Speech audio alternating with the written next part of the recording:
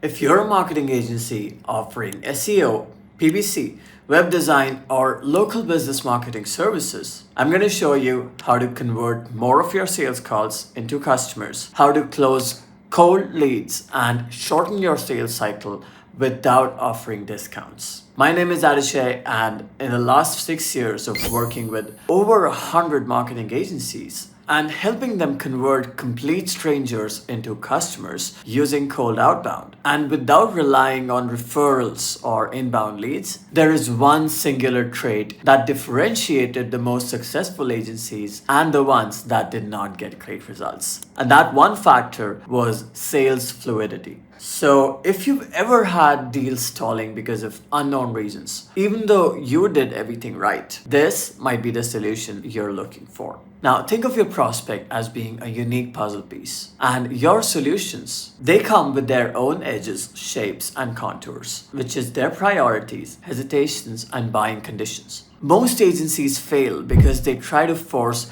their one single puzzle piece into all of the prospect's problems. And it doesn't fit. It creates friction and it leads to deals that go nowhere and continue to stall forever. The agencies that win, on the other hand, are the ones with sales fluidity. Instead of insisting that the prospect bend over backwards to fit their piece of the puzzle, they find a solution, find a puzzle piece that matches the prospect's desires, needs, and conditions, and sell them that while gradually progressing to the other pieces as the prospect works with them, stays in their ecosystem, and builds trust. Let's look at a few examples of the various situations and the offers that you can start making as a local business marketing agency without having to change anything with your fulfillment. Number one, a paid audit. As an agency, most agencies have a two-call close process where the first conversation is a discovery call, trying to understand the prospect's marketing pain points, their goals, and the second call is a presentation where you give them a solution. Now, the paid audit strategy revolves around first figuring out if the prospect has enough money to be able to hire you full time for $2,000 to $3,000 a month at least, and to understand whether they really want to work with an agency or if they already have an in-house team that they want to grow. Now, if the answer to the second question is that they want to grow their in-house team, or if you realize that they don't have the money to spend, they don't have $3,000 a month to invest, this is where your paid audits or your audits can be the first product that you sell to the prospect, right? So during your discovery, all you want to focus on is building rapport, building trust, establishing yourself as an authority who understands marketing. And then towards the end of that call, you want to be selling the audit, which means you want to be telling them, we're going to look at all of these different parts of your website. We're going to look at your GMB. We're going to look at all of the traffic. We're going to look at your backlink profile, on-page, off-page SEO. Tell them exactly what you're going to do, what the audit will cover,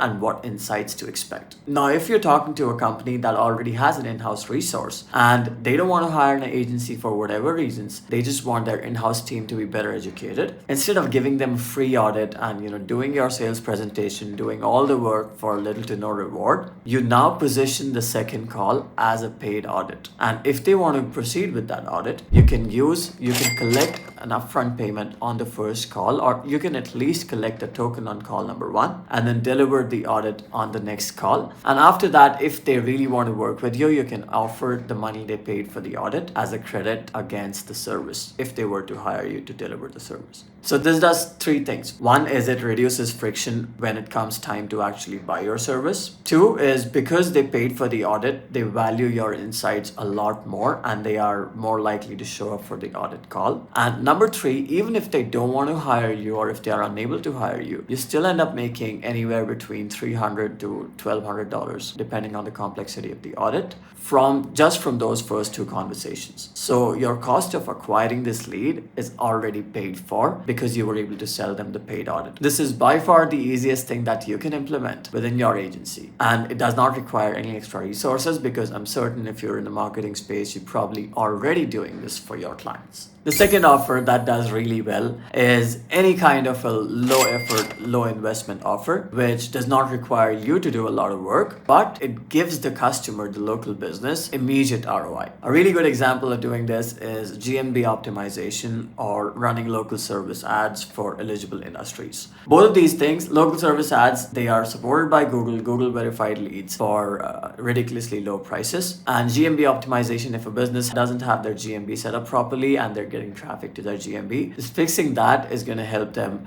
get a few more leads, get a few more calls, which will then allow you to prove that the work you've done is making them money, which in turn allows you to upsell them into your full service. So option number 2 is creating a lower ticket service that doesn't cost you a lot. It doesn't cost you a ton to deliver, but it still gives your customers an ROI that establishes you as an expert, as someone who's on their team. Option number 3 is a consultation package. This is very similar to situation number 1, where you were offering a paid audit. In this case, however, instead of just giving them the audit, you offer consultation, which is ours either with yourself or with your strategists. Again, this is not as universally applicable as the first 2 options we discussed, which is why it's on number 3. But in several situations, especially if you're speaking to larger businesses, they don't really want you to do any of it. They have their internal systems, they have their internal tools, they have several people in charge of marketing. There might still be a gap that you can fill. For example, right now, as of when I'm recording this video, most organizations and their in-house marketing experts, they know nothing about AI SEO. Whereas you as an agency owner, because you do this for so many of your clients, you might know significantly more